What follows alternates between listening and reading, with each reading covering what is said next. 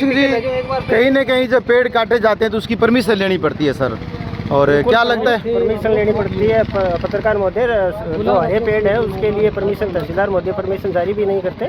सरकार पूरी गंभीर है कि पेड़ लगाओ, पेड़ बचाओ, उस पे लगी हुई है। यहाँ हरे पेड़ को इस प्रकार काटा जा रहा है, वो भी सार्वजनिक जगह से, गलत बात है। बिल्कुल। सोनू भाई, सरकार का एक एक पौधा है वो कहा जा रहा है लगाएं, और अब तो घोघा मेडी जो उत्तरी भारत का सबसे बड़ा मेला जहाँ बढ़ता है उसके नीचे, इस पेड़ के नीचे कितने लोग बैठते हैं? बिल्कुल पत्रकार जी, यात्री आते जाते हैं, नीचे बैठते हैं। ये देखो आप ताले लगा रखे हैं, बस स्टैंड को भी एक प्रकार से कवर कर रहे हैं लोग। एक प्रकार से सार्वजनिक संपत्ति है, लेकिन इसको व्यक्तिगत बना रहे हैं। बिल्कुल। चलिए यहाँ काटे जा रहे हैं। चलिए यहाँ पर ग्राम विकास अधिकारी भी मौजूद है, उनसे थोड़ी सी बातचीत करते हैं। सर, क्या परमिशन ली गई है, थोड़ा बताएं। नहीं जी, परमिशन नहीं ली गई है, इनको नोटिस दे के बुला रहे हैं और फिर पूछते हैं अभी किसी की परमिशन से ये काट रहे हैं। आपको पता था क्या सर ये पेड़ कटेगा? नहीं पता। कैसे पता लगा आपको? अभी ग्रामीणों ने फ़ोन किया है तब आए हैं। तो क्या लगता है रिडकोर में आ रही बता रहे हैं ये? हाँ, रिडकोर की जगह है ये। धन्यवाद।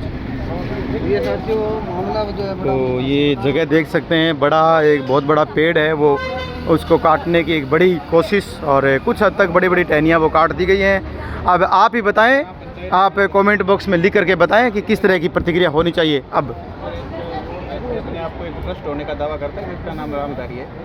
धीरे धीरे करके इधर रोड निकली इसके नीचे से 40 फुट की, धीरे धीरे उस करके उसने उस पर कब्जा कर लिया।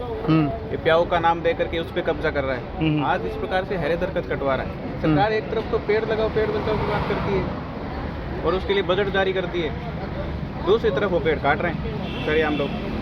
विशेष करके मैं तो कहना चाहूँगा अनवर प्रशासन को तो वो इस पर सख्त से सख्त कार्रवाई करे। ग्राम पंचायत से भी कहना चाहूँगा कि वो इसकी पैमाइश करे। रिडकोर विभाग है इसमें इन्वॉल्व है, वो भी पैमाइश करे। इसकी जगह है तो लगाए, कोई दिक्कत नहीं। लेकिन सेंटर से 41 फुट छोड़ के रोड की जगह है, उस पर कब्जा कर रखा है उसने। तो बातों में तो ये जगह किराए पे देता है। इतने साल हो गए, कोई बोलने वाला नहीं। ये तो बार बार विवाद खड़ा हुआ है। पहले गंगा निर्माण कर रहे थे सड़क तक है, उसके बाद ये प्याऊ की टूटियाँ वगैरह बंद पड़ी है, धर्मशाला की ताला लगा हुआ है। प्रशासन की बेरुखी है, विशेष करके देवस्थान विभाग, ग्राम पंचायत, PWD, तहसील सतर पे SDM साहब, टोटल की बेरुखी है।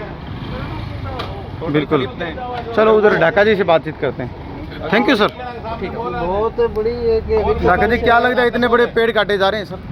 नहीं, ये बस स्टैंड के ऊपर है। रामधारी जी मानते हैं भामाशा है, परंतु इनका रवैया कई साल से बहुत ही अनैतिक तरीके से धीरे धीरे आगे बढ़ने का चल रहा है। ये एक प्रकार का अतिक्रमण है। पहले ईंटों को टवाया जा रहा है, फिर ये बैठने के जो यात्रियों की बनी हुई थी उन सीटों को तोड़वाया जा रहा है, और आज इस पेड़ के ऊपर भी करवा दिया। कोई परमिशन है क्या इसकी, बताएं थोड़ा। नहीं तो वो तो रामधारी जी को उनको कॉल किया करें, अब वो बताएंगे ना सेठ जी क्या चाहते हैं। ये क्या है दयाराम जी, हकीकत में बात क्या है कि इनकी एक बुआजी थी, अच्छा, जिनके कोई संतान नहीं थी। अच्छा। और उस समय हमारी गोगामेडी संयुक्त पंचायत होती थी, ढील की, उज्जवलवास और गोगामेडी मिला करके। वो यहाँ एक बहुत ही सम्मानित सचाण परिवार जो गोगामेडी रेलवे स्टेशन के सामने निवास करता था, उस समय वर्तमान में सरपंच महोदय थे हमारे गांव के, जगदीश सिंह शेखावत चुने गए थे। उनको उस बहन के नाम पे पटा लिया गया था, एक मात्र राम मंदिर बनाने के लिए। वो बोले अब अपनी ये विधवा औरत है, इसके संतान नहीं है कोई, और ये पूजा पाठ में अपना ध्यान मगन लगाएगी, इसलिए आप करो। तो उस समय गांव ने सोचा कि ये महत्वपूर्ण जगह है, आने वाले समय में लोग अतिक्रमण करेंगे या सिर फूटेंगे, इसलिए राम मंदिर के तौर पे इसको दे दिया जाए।